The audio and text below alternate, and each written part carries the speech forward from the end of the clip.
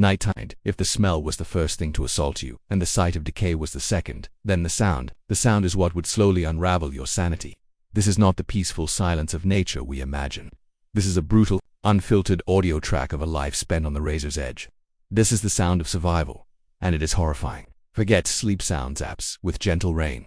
The baseline soundtrack of a prehistoric night was a symphony of human suffering. The wet phlegmy cough from a lung infection that will never be cured. The groan of someone with a chronic stomachache from parasites. The sharp sudden cry of a child, not from a nightmare but from the pain of an ear infection or hungry belly. This wasn't occasional, this was the nightly chorus. There was no Tylenol, no cough syrup, no doctor. Pain and sickness were audible, public, and relentless. Think of the last time you had a bad cold. Now imagine that cough never really went away. Imagine everyone around you had it too. Imagine lying in the dark, listening to your loved ones drown in their own phlegm, knowing there was absolutely nothing you could do. This was the backdrop of their existence, a constant low-grade audio reminder of their own fragility. But the sounds of sickness were just the ambient noise. The real terror came from the sounds that stopped, and that's it, the silence. This is the most terrifying sound of all, because in a world where noise is constant, sudden silence means one thing and one thing only: danger. A predator is near. Every human and animal in this camp knows it instinctively. Their lives depend on reading this audio cue. This is a fear we cannot comprehend. We hear a noise outside and maybe get a little nervous. For them, a strange sound in the night wasn't a curiosity. It was a potential death sentence. That roar isn't a cool wildlife documentary sound effect. It's the sound of a creature that sees them as food. Their hearts aren't pounding with excitement. They are pounding with a pure, primal terror that has been completely bred out of most of us.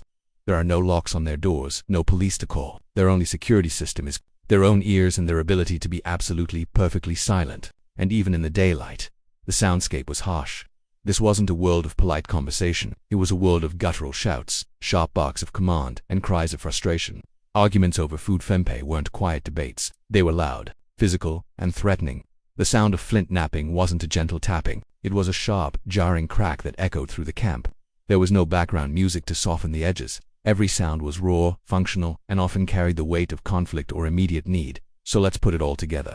The horrifying, the smell of blood and rot, the shocking sight of a life built on decay, and now, this unbearable soundtrack of sickness, conflict, and primal fear. This is the true first impression. This is the reality you'd be slapped with. We have spent millennia building walls against this reality. We invented soap, medicine, soundproof houses, and laws to create a bubble of silence and cleanliness. We have deliberately and successfully insulated ourselves from the natural world that forged us. And in doing so, we have completely lost touch with what it actually took to get here. So the ultimate horror isn't just the stench, the grime, or the noise. The ultimate horror is the realization of what our ancestors endured, the sheer, unimaginable toughness of the human spirit. They lived through this, day in and day out. They loved, they created art, they told stories, and they raised children surrounded by this constant, visceral struggle. They are not primitive simpletons. They are the absolute hardest of the hard, the ultimate survivors. And we are their soft, clean, pampered descendants. We are living in their wildest, most impossible dream. The first thing you'd notice wouldn't just horrify you, it would humble you. It would redefine your entire understanding of strength, of comfort, and of the breathtaking privilege of simply being born in the right century.